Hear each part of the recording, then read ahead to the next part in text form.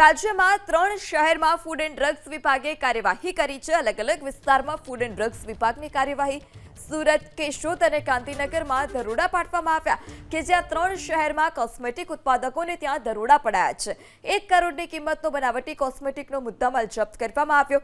Social મીડિયાના માધ્યમથી નાગરિકોને તેઓ જાહેરાત કરતા હતા અને આ ભ્રામક જાહેરાતને લઈ લોકોને ઉકસાવતા હતા। 3 શહેરમાં કોસ્મેટિક ઉત્પાદકોને ત્યાં દરોડા। અત્યારે રાજ્યમાં લગભગ 950થી વધારે લાયસન્સ ઉત્પાદકો છે જે કોસ્મેટિકની અલગ અલગ કેટેગરી બનાવે છે।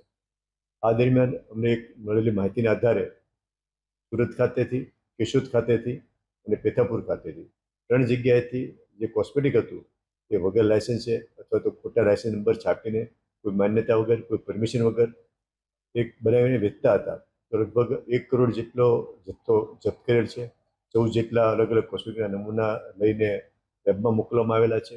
ઈ માર્ક કોમર્સ પ્લેટફોર્મ પરથી એનું વેચાણ કરતા હતા।